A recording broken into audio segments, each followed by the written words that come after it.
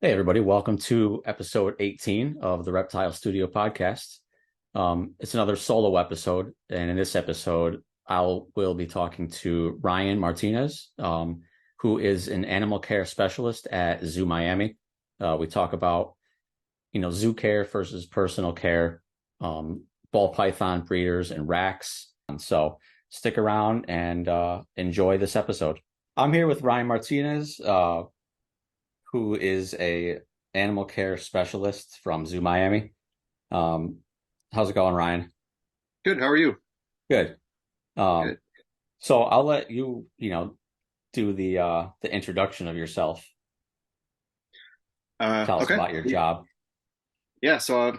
I've been at Zoo Miami for 12 years now, I think. And I've been in a few different departments within the zoo, but currently I'm an animal care specialist too in our essentially our herps department. We're sort of separated by region. We're technically the Amazon and Beyond department, but we do have some satellite animals that we take care of that are not from South America. We have animals from all over the place. So we're pretty much the herp department. I'm a part of that team, and my main charge is we have a collection of crocodilians and cyclura and komodos, which are all my primary animals, and then I assist the rest of the herp team with other herps in the other areas. So All right, that's what I'm cool. doing there currently. Yeah, and I think that's how I first found you is I want to say it was, I don't know if it was a photo or a video on Instagram with a Komodo dragon. Yeah, Um, and that's, I mean, and when I see anybody, messing around with the Komodo dragon, I just instantly follow them because that's like those things are like on another level. yeah. Um, it's like what's that movie?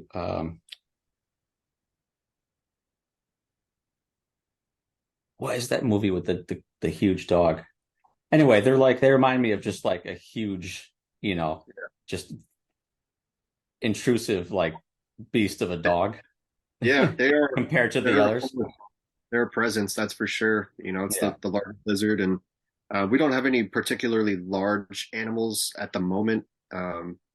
Not like we used to. When I first started, we had some really big males, and they were, I mean, they were Komodo dragons. We have some females and younger males now, but it really is a an interesting species to work with. They're pretty different than other monitor species. I'm not sure how familiar you are with monitors, but each species has its own sort of quirks and subtleties, and Komodos are definitely unique among them.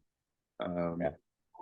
I'm a big fan of croc monitors. I always, in every interview, everyone's like, Komodos have to be your favorite. And I would have to say croc monitors are my favorite. I love the tree monitor group, but Komodos definitely are a special lizard. That's for sure.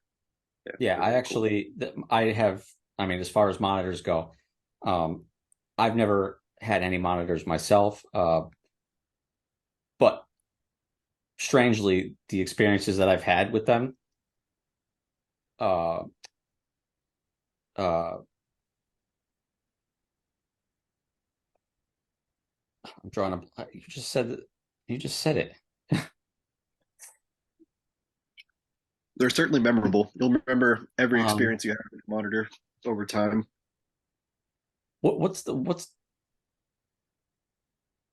I'm having a complete brain fart right now of the monitor is your favorite.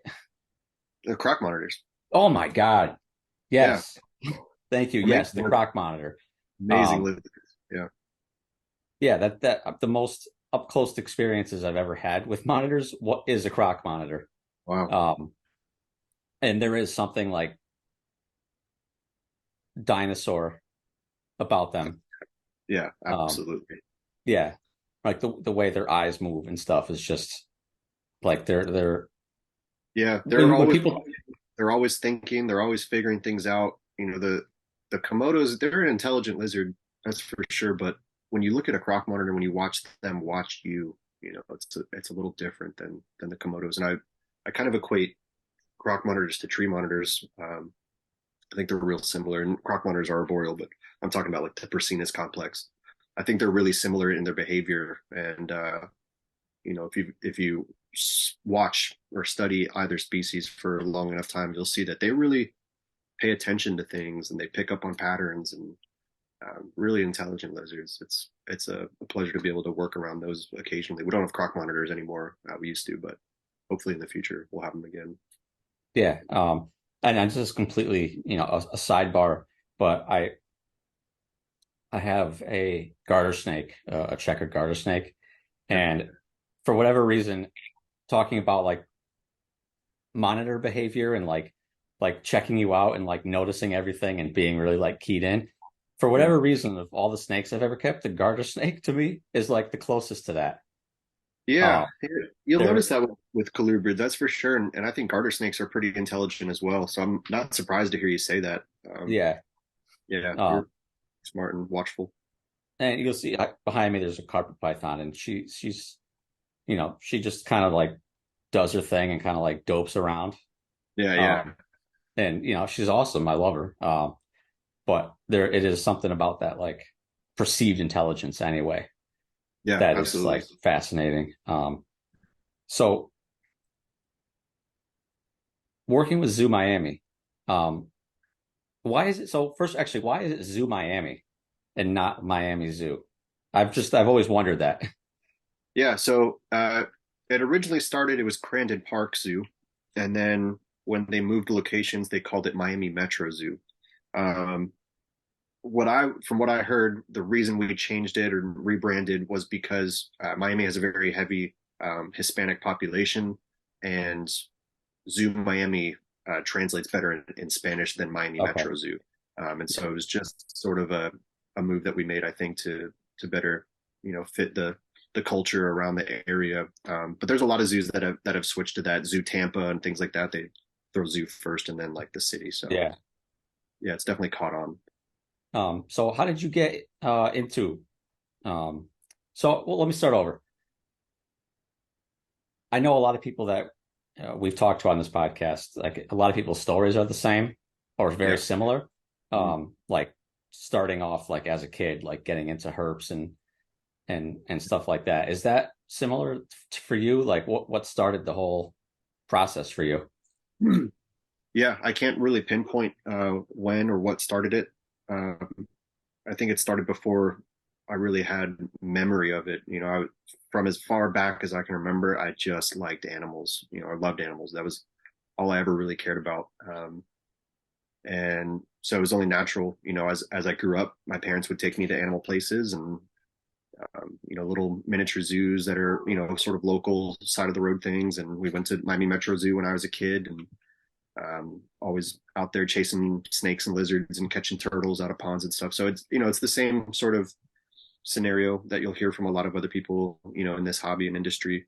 But eventually, I got old enough. I needed a job, and for high school, we needed volunteer hours to graduate. You had to do some sort of volunteer work, and there was a place near my house that I went to as a kid all the time. It was within walking distance. It's called the Native Village, and I decided I would try to volunteer there towards my hours graduating high school. Um, and those hours didn't count. I found out later, and so I had to start at another place, which was a science museum that had a live collection of mostly native stuff. They had some exotic stuff as well. So I was working both places simultaneously during high school, and they turned into jobs. After I finished my volunteer hours, I was able to, work it into a job, and part time, of course. And there was one day I went to a conference through the museum. The conference was at Metro Zoo, and while I was at the conference, I met some people, and they were like, "Hey, you should just come interview for one of our positions." And I had never really thought about it. I wasn't like a big planner, and so I was like, "Ah, sure, I'll come down and see what it's all about." And the rest is history. I got a job um, at the zoo in the education department, and then quickly transferred over to the animal science department, and I've been taking care of animals there ever since.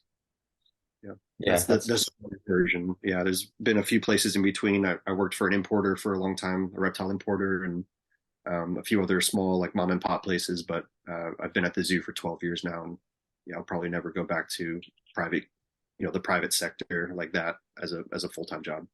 yeah. Yeah. Um the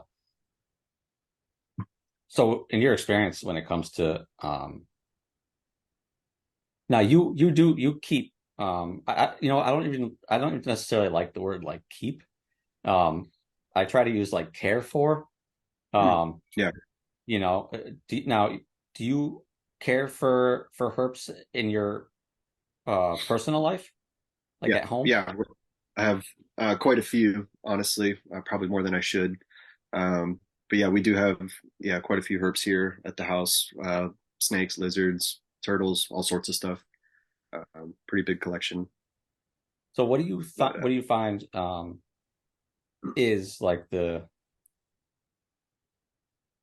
like knowing how how these animals are cared for at the zoo and then trying to translate that to home care because I know for me, I live in a condo. I don't have a huge space. Um, but I try to do the best I can. And actually, this tomorrow, those two closures behind me will actually be connected. Um, cool. because I try to I want bigger and larger space, Yeah, less animals, larger space.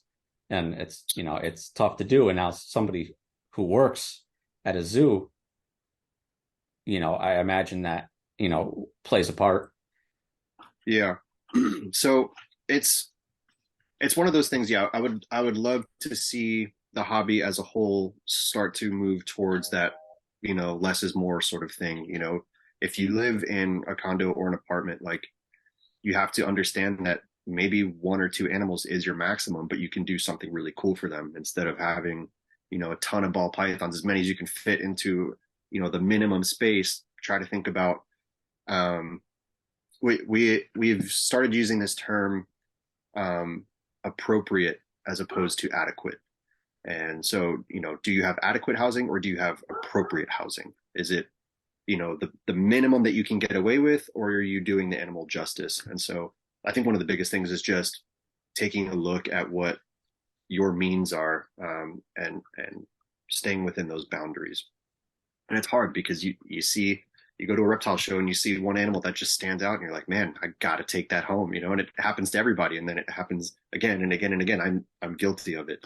Um, but at a certain point, we as a whole have to look at ourselves and say, okay, this is the maximum that I can do appropriately, and more people need to take responsibility with that. So working at a zoo and having a private, collection at home, I get to take those skills from the zoo and bring them home and try to apply them as best that I can. And obviously, financially, there's a difference. At the zoo, I'm not paying for the care of the animals. We're a county-run facility, so the county, is basically who gives us the money, and we're able to do as much as we want, essentially, for the animals.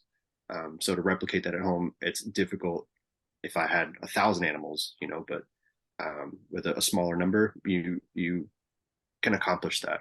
And so, yeah, I definitely try to take some of those skills and ideas from the zoo and apply them at home. That's for sure. Yeah, so like, I have you can't see it on camera, but above me I've started building a jungle gym, or I'm calling it Okay, a jungle gym for the my carpet python behind me because cool. it's like, that's her space, right there, Yeah, like her safe, like personal space. But I want to mhm. give her the option to be able to explore beyond that if she Yeah, chooses. absolutely. And that's part of that. That's part of the inspiration behind that is, knowing what's possible, but Right. working with what I have. Yeah.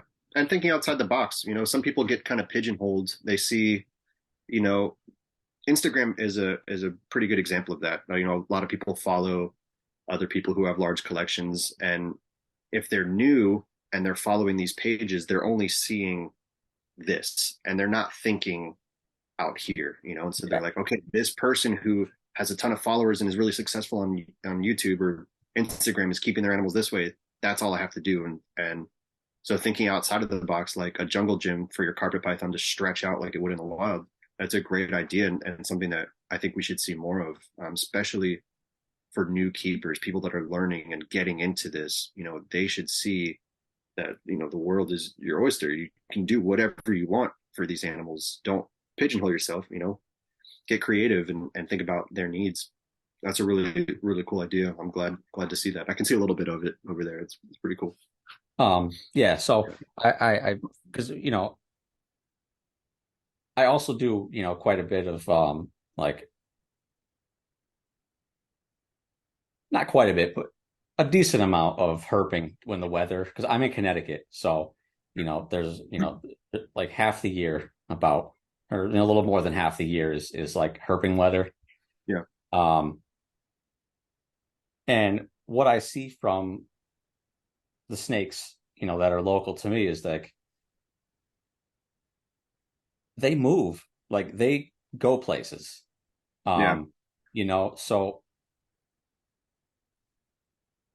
I find it hard to believe that, keeping a snake in a very like small space um is okay for a pet.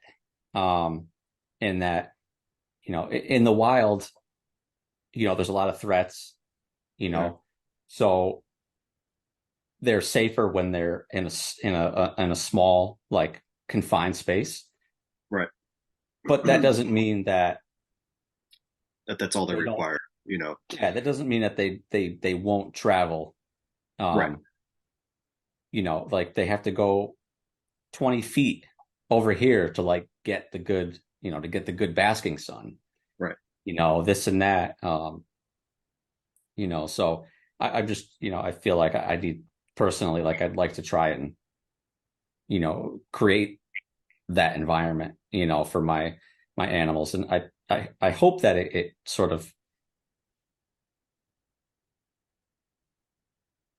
puts more focus on that type of care I, than like the PetSmart, Petco right. type of care, I think we're which starting is to see a shift. I've been noticing more and more people, stepping outside the box and trying to promote it. I see the shift, and I feel like as a hobby, we're eventually going to get that way because you Mhm. have to. We're under a lot of scrutiny as it is, and we just need to do better in general. And I am starting to see people thinking about it and trying new things and really promoting this. So it's really good to see, and going back to the thing about snakes feeling comfortable in a small spot, that doesn't mean that's all that they require. You can have a large enclosure and then have that really tight hide spot where they feel secure, 80% of the time when they're coiled up during the day. And then you have all that space for at night when they're roaming around, when you're asleep and not even thinking about them being active, they wouldn't still be tucked away in that rock crevice or that hole. They're out exploring, looking for water, looking for food, looking for mates. Um, so you can accomplish that tight, secure feeling in a large enclosure. It doesn't mean that's exactly. all that they require, and I'm not I'm not going to attack the ball python industry, but it's one thing that you see, and they constantly certain people constantly defend themselves with the notion like, oh, they don't move in the wild. This is perfectly fine. Um, there's people that have proven that wrong. It was just recently on Facebook. I don't remember if it was Mike Clarkson or somebody. He was posting images of ball pythons in the wild, cruising across roads and things like that, and they move. They need the space. They deserve it, and we, I'm starting to see the shift. I think it'll take a long time before everyone catches on, but especially like over in Europe, you see people with these amazing, beautiful, huge enclosures with tons of things inside for these animals to interact with. Um, and one of the other things about the zoo is we have standards that we have to comply with, and we want to comply with, and one of them is enrichment. It's not as strict and defined with reptiles, but everything else, mammals and birds and all that, they have to have daily enrichment, and it has to be different. And we record all of it, and all of those notes are poured through when we have our inspections for AZA, USDA, things like that. They look through and they make sure like these primates are getting adequate or appropriate enrichment every single day. But that can be done for reptiles as well. Something as simple as changing out a branch or adding some new leaf litter or the shed from another snake or changing up their hide box. Like simple things like that might not seem like they would make a big difference, but they do.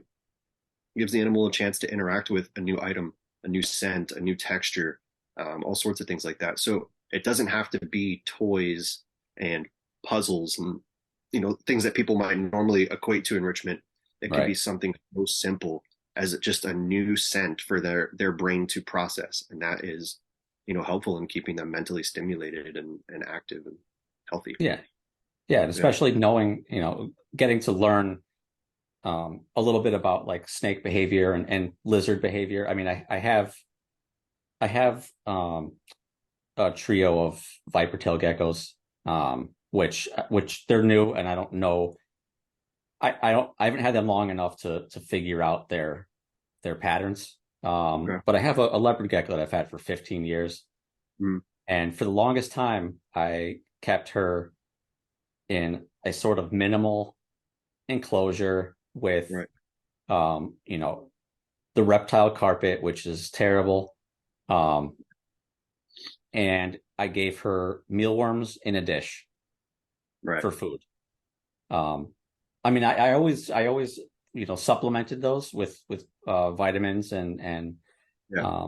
and whatever, but it wasn't up until the last couple of years when I really started getting more, invested in herpetoculture Yeah. and doing more research that I started raising uh, roaches Yeah. and I recently got red runner roaches which don't burrow, Right. so I can put those in there and actually see her hunt Yeah. and chase them, which I had never seen before from Right. her. And what a cool So it feeling. is it's things Yeah. like that it keeps their brain moving and keeps them using muscles that they may not have used enough. Yeah. Absolutely. um That's a good thing. Like, you didn't know and you started to take a second look at it and like, hey, I could be doing more. And you did more and you've drastically improved the life of that animal. And we've all been there. We all started somewhere mhm. and some people just need to get to that point. So some people stay stuck in the past or in the way that they learned and they don't, look at it from an outside eye. Um, but it's great that you did that and yeah, just those simple little things, just a different food item. And I bet that leopard gecko's eyes popped out of its head when it saw its Yeah. first roach. Probably just super excited. And you see the tail start going as they're hunting and Yep. everything. It's such a cool feeling to see that natural behavior. And so, yeah, congrats on that. It's really cool. Oh, thanks. Yeah, so for me it is about, it's less about the animal and more about creating like an environment, Yeah, because that's what attracts me to these animals is their natural behavior. yeah, So enrichment is like a huge topic for me, and I love talking about it and exploring behavior and seeing if I can sort of unlock a new behavior. Um, not that a new behavior in the species, but like one that I have yet to right, see. right. Of course. With like target training, my carpet python is, she's target trained. She follows a green target. Nice. Um, Very cool. and doing stuff like that, and I Yeah, think that could attract more people yeah, into herpetoculture and the types of people that I think will be beneficial for yeah. that may not have before. It's funny you say that because we have a behavior team at the zoo, and basically their job is to just go around to all the areas and assist keepers with training and managing behavior. And most of the behavior team comes from a marine mammal background in places that have dolphins and really high intelligence animals. These people know training. Um, it's really interesting when they come to a zoo like ours, where we have, I mean, an eclectic collection of animals from, I mean, tiny dart frogs to elephants, everything in between. And it's different for them because they view training very simply. Like this is how training animals works, but every animal works differently.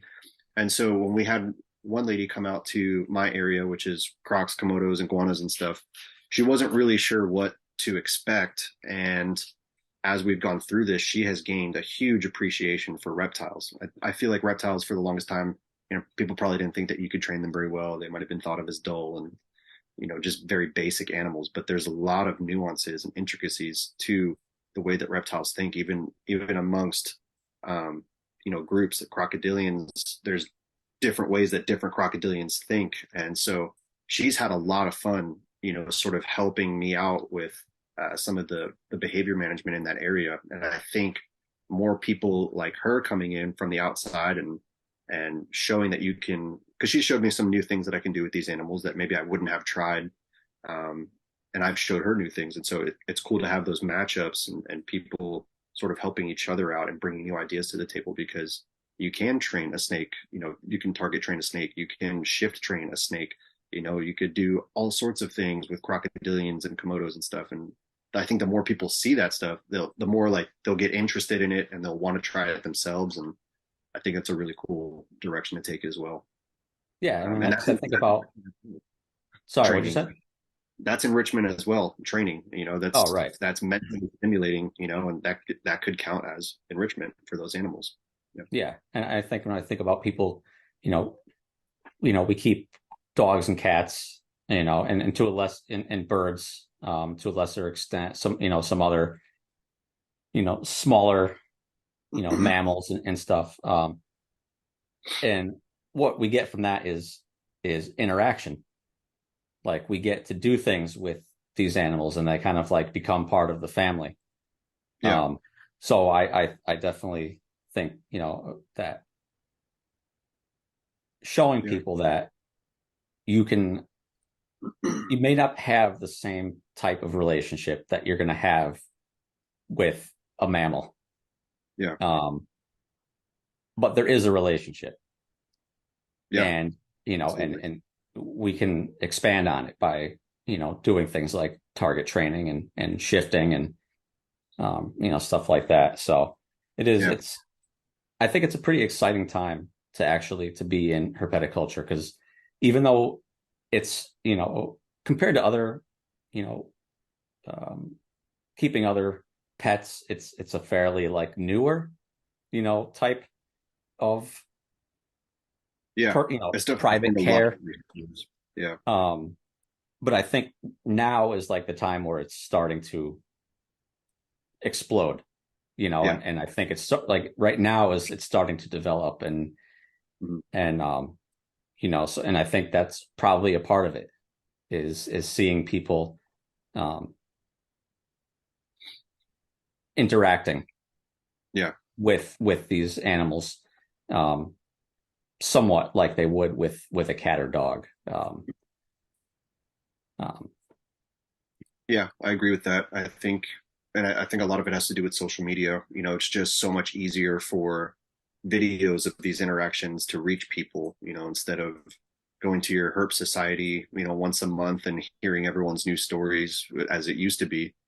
Um, Now, I mean, it's right there at your fingertips, and so you can scroll through. Every day I scroll through and I see something from another keeper or someone, and I'm just like, wow, that's really cool. I never thought to do that with an animal, or um, that there's so much inspiration on there that this really is the time when it's exploding. I mean, there's been herp keepers for many decades now, but now there's more than ever, and the information is at your fingertips. It's being spread faster than ever, and so I think we're really seeing a boom now because people are exposed. These beautiful pictures, great cameras, great high resolution images of these incredible reptiles.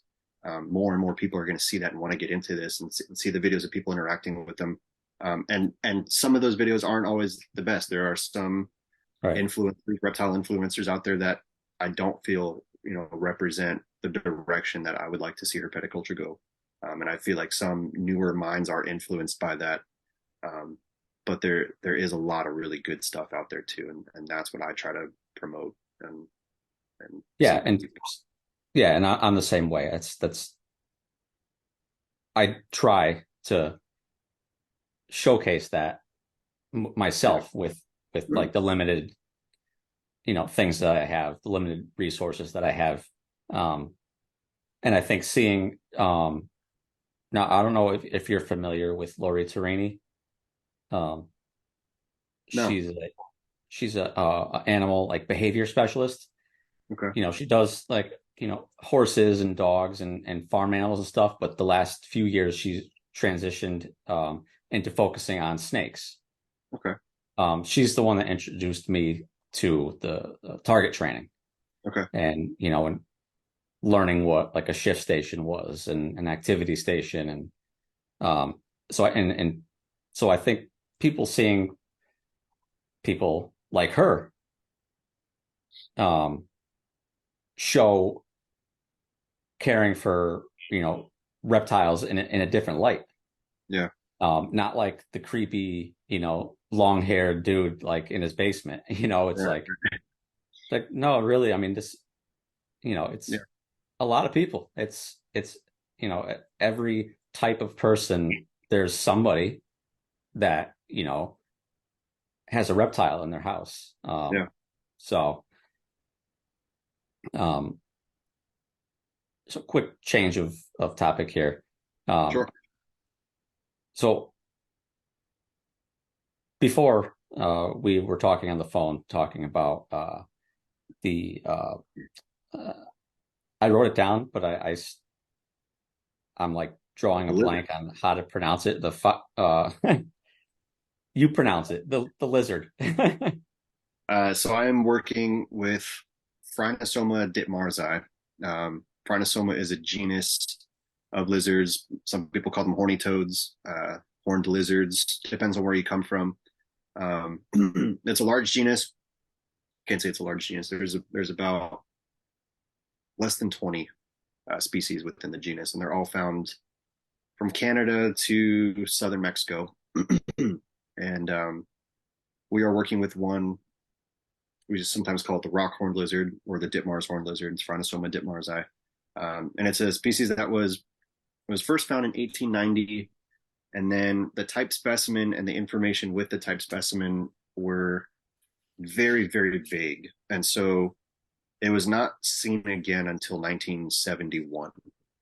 So it disappeared for a long time. People thought possibly that it was extinct. They ended up finding it by studying the stomach contents of this type specimen that was in that was preserved, and they narrowed down the insects and sand particles in the stomach contents. They had a few specialists look at that, and that narrowed down the region that that animal could have come from.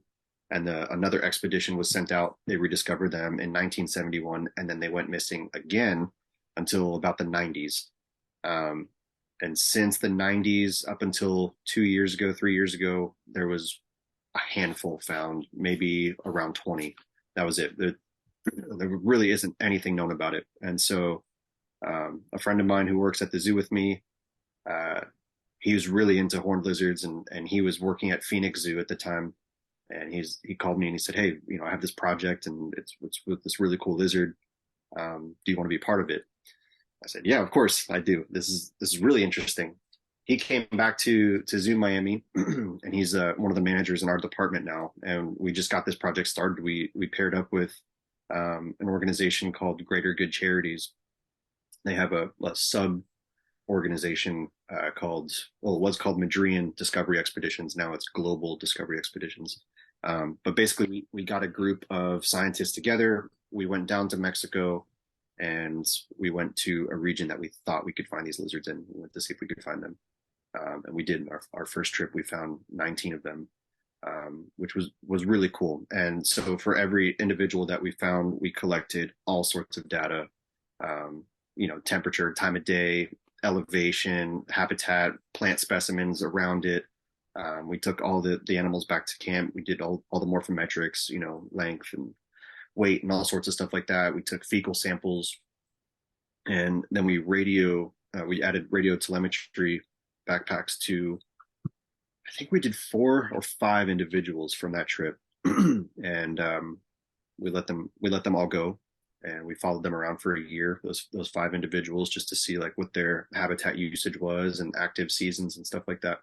And since then I think we've done 5 trips now. We just got back like a week or two ago from another trip to a different location. And the interesting thing about these guys is that they don't have an IUCN status, so they're not listed as endangered or least concern or vulnerable or anything like that. They are listed as data deficient. There's just absolutely Wow. nothing known about them. So one of our goals was to figure out what their status is and submit it to IUCN so they can be officially listed. And obviously, what we hope is that they're least concern. We want there to be plenty of these and not have any issues. But the other thing is, if they are some sort of vulnerable species or endangered or whatever, we want to make that known so that they can be afforded government protection. One of the biggest issues that they're dealing with is mining. There's a lot of mineral in Mexico, and this is all in Sonora, Mexico, and I mean huge, huge, huge mines that you can see from satellites, like big areas of just wiped out land, and that really puts animals like this under pressure. These are animals that live in essentially sky islands. They're isolated in these small pockets of habitat, and there's a lot of other animals that live with them. Their ecology is really interesting, but mining is really big in Mexico, and so we're hoping that if it ends up that this animal needs protection, that we can help them by giving them an IUCN status. So that's the basic breakdown of that project. Yeah. But it's pretty exciting. Yeah, and I hear that from other people that we've talked to a lot. When it comes to whether it's the eastern indigo snake or some anolis species,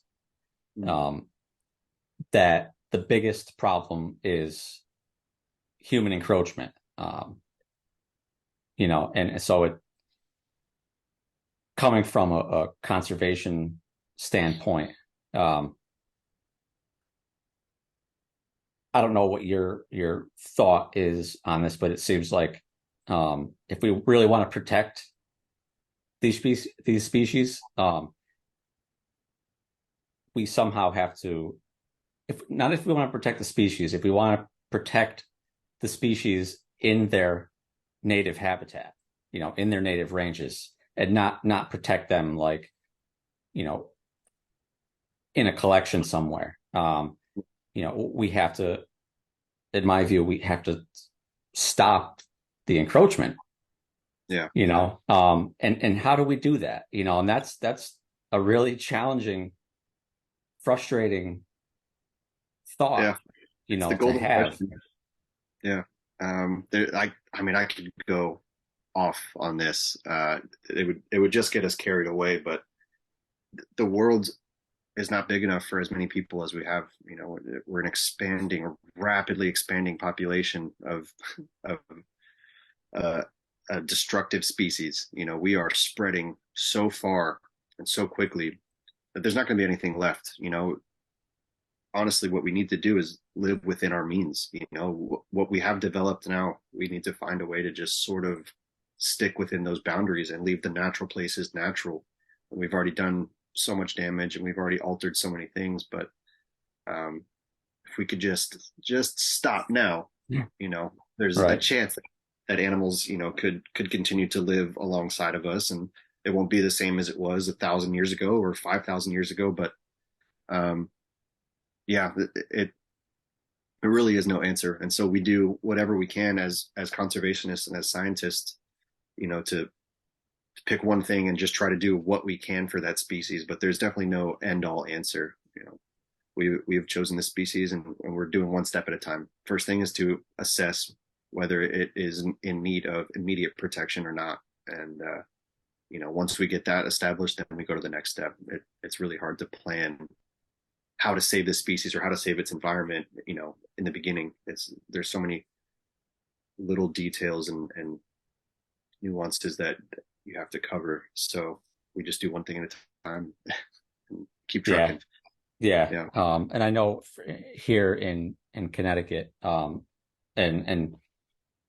a few other states in the Northeast, the red-eared slider is now a banned species. But the problem with that is that the red-eared slider is now one of the most common species in the wild. Yeah. Um, so it's like a too little, too late Yeah. type of situation to Yeah. where, you know,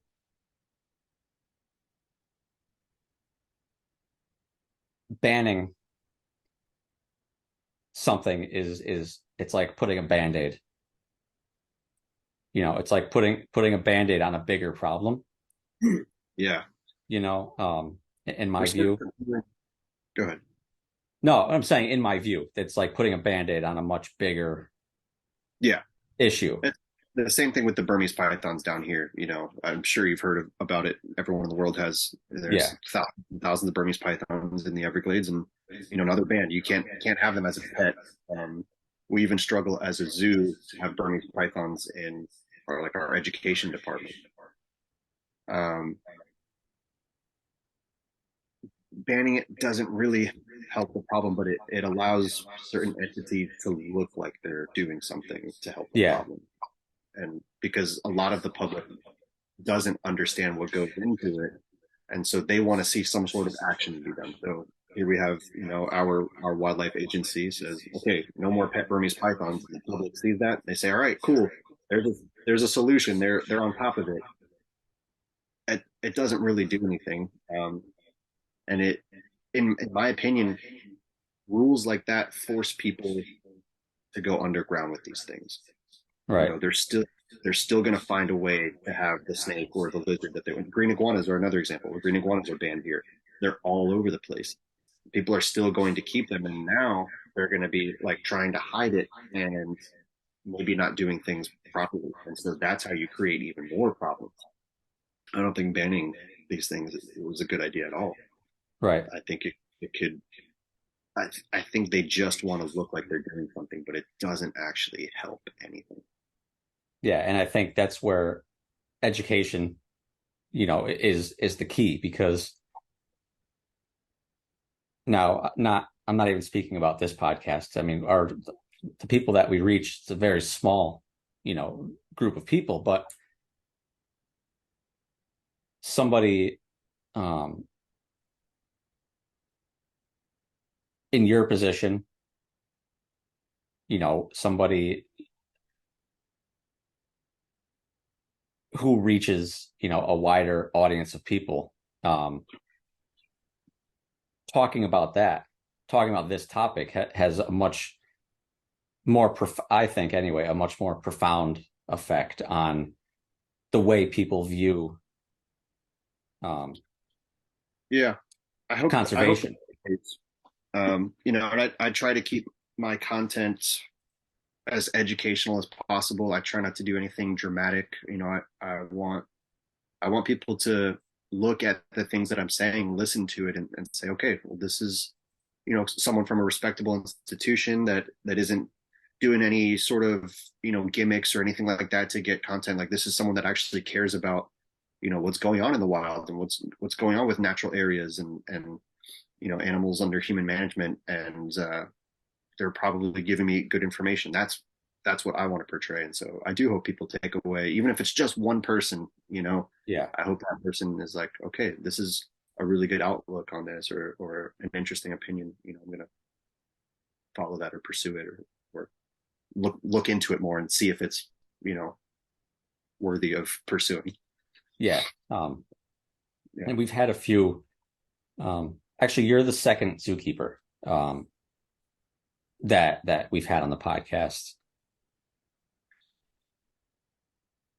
And other than that, the other people that we've had on are people who are in um, some other type of education, whether it's, bringing animals to the public to teach them, or um, people like Lori Torini who make content doing her job. Like her content she creates is part of her job, and showing the, like the intelligence and the capabilities of these animals. Yeah. And people like, I don't know if you're familiar with Amy Benzie. She keeps Amazon basin, emerald Yeah. tree, emerald tree boas. Um, and her interactions with them are something that it's something that's it's amazing. They're not biting her. They're not, you know, they are free to like make these decisions. The Yeah. snakes are free to like make these decisions and, you know, slither around the room. And, she's got this like elaborate, room with like vines and stuff hanging from the ceiling and like all sorts of stuff. And um, it shows a different side, of it. And I think that that's at least a part of, the equation, as far as like putting more emphasis on conservation, because if people see the reality of these animals, um, they're more likely to be sympathetic to, conservation efforts that are going on.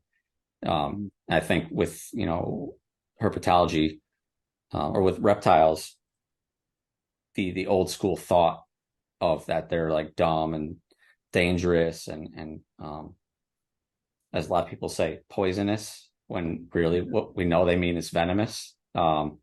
Is that, but that's part of it. Yeah. That is part of the roadblock. To this whole like topic, and I think that the reason why we have people like you on the podcast and people like Amy and Lori and others is to show people, and hopefully attract new people, and to show that like, no, these are like, you know, thinking beings, Yeah. that they're thinking and they make decisions and they, like it's more than like Yeah. some They're not creepy imagining thing us. crossing the sidewalk. It's like, no, like that thing is going somewhere. Like it has a destination and Yeah. it's going there. It didn't just happen to slither by, like it was already going. You know what I Yeah. mean? So I think that's one of the cool things about herping as well, is after you've done it long enough, you start to see behavior patterns and things that make you go, wow, this animal is really in tune to the environment in a way that I am not. Like, this animal's right. on a mission to do something, and maybe we don't know what it is, depending on what the behavior is, but you after a while you really start to see that they think, it's not an empty vessel, it's not a mindless beast. Like, these animals have a thought process. And yeah, I think everybody should get out there and observe animals in the wild, and I don't mean get out there and catch every snake that you see. And it's what I did when I was a kid because it was a lot of fun. But as I got older, Right. and walking around and herping, like, sometimes I just sit. If I find a snake, I just sit and watch it. I don't have the need to like pick up everything that I see now and catch it and take a selfie with it. I do sometimes, Yeah. sometimes it's nice to just you spot it and you're like, we're just gonna just sit against this rock or this tree and just watch it and just see what it does. And you learn so much about animals when you just take a few moments to watch them. I think everybody should get out there and do that. Yeah. I mean, I do that here in this room. Is I'll spin this computer chair around and I'll just Yep. sit in here and watch for sometimes all day, actually, depending on what I'm doing. I mean, there's times where I'm just sitting in here and just watching, and that's how I notice things like the viper geckos communicating with each other, Yeah. through like tail waves, and Yeah. and I noticed the things about the garter snake that are like, holy shit, Yeah. like I wasn't expecting that. Like that was amazing. Um, Yep. so it is possible to to Yeah. It's a good thing, man, because some people, the only relationship they have with that animal is when they slide open the rack to, throw a rat in there. Some people, it's like, why do you even have them? And maybe for some people it's just a means to make money or something like that. I don't know, but why have them if you're not going to sit in that reptile room and enjoy them? Why set them up in something so sterile and simple like I want to see my animals climbing their branches and coming out to bask under full spectrum light. Like that's going to give you real insight into these animals and is the reason why we have them. Like we want to enjoy them in our own home. I can't just, it's not every day I can go out and find an Amazon tree boa or a rhino rat snake. I'd have to fly across the world. So I want to see that animal doing what it would in the wild, but here. And so we try to recreate those environments and actually spend time watching them. I don't know if a lot of people, if enough reptile owners do that. And I think they should. I think you should always Yeah. take some No, time I every day and learn the yeah. patterns. And yeah, that's that. So about that, a quick note about that is, uh, what do you have, personally for reptiles? So I share a collection with my girlfriend. We live on 5 acres here, so we have a number of animals. My personal preference is I keep a lot of snakes. Rhino rat snakes are my main squeeze. I've always loved them. I've always had a fairly large collection of them. And they're just hands down my favorite. Amazon tree boas is another one that I'm pretty serious into. I have quite a few of those. Barron's racers is another one that I absolutely love, and I'm starting to see really take off in popularity. Um, and I guess my only other would be frilled dragons.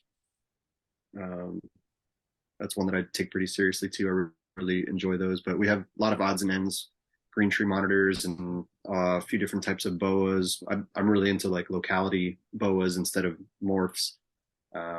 Not really into the whole morph thing, but I love Argentines and silverback Bolivians and things like that. And then outside we have some Cyclura, rhino iguanas, Cuban iguanas, and some Tenosaurs. We have a bunch of different tortoise and turtle species. All the common ones, redfoots and yellowfoots, and some radiateds. A few different aquatic species. It's a little bit of everything. We kind of have a eclectic collection here. But yeah, those snakes that I mentioned are my main focus and my main passion. So Yeah. what I really love. Yeah, that's great.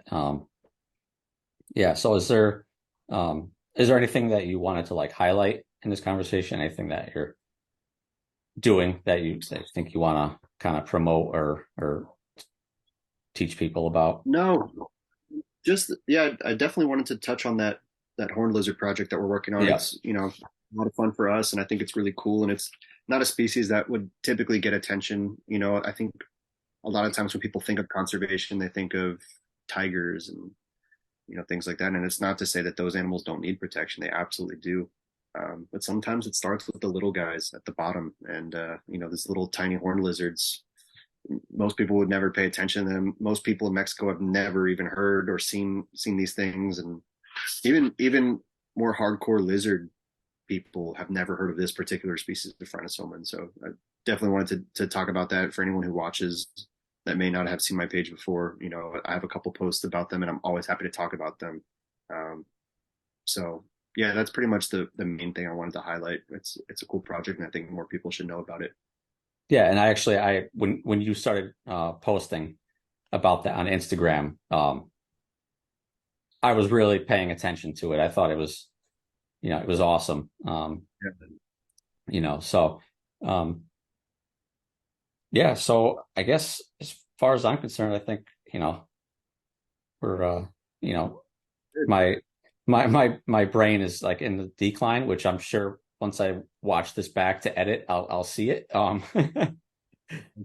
Uh my But yeah, it was fun, man. I would definitely like to talk again one day if you ever have like more questions or anything like that. Like, let's do another yeah, one and yeah, get into so some other topics. Yeah. uh my co-host and I have been talking pretty for a long time now. Without we got to start putting some action into it, but um, we're talking about doing like a roundtable episode. Yeah, that'd be cool. Um, and so if we end up figuring out how we're going to do that, I definitely want you to be on the short list of people to Yeah. be on that, especially like it's probably going to be conservation, oriented, so Yeah, I think that you're, somebody that'd be like a perfect, guest to have on that episode. Um, so that'd be hopefully really cool. that's, yeah, Definitely love to do that with you guys. yeah. So I don't know. I enjoyed talking to you, and Yeah, be great. where can people find anything that, if you have any like public, social medias or anything. Yeah, my Instagram is probably the one that I use the most. So yeah, zookeeper_Ryan. That's my Instagram. Feel free to reach out with any questions about any of the projects, the zoo, anything like that. I'm always happy to talk to people and answer any questions. And I always get, questions about how to become a zookeeper, things like that. I'm always happy to answer those as well. So that's the main place people can reach me, and hopefully they will. Yeah. All right, cool. Um, so yeah, so thanks a lot again for coming on. It was an awesome conversation. So I'm going to stop recording now, but don't leave. All right. Okay.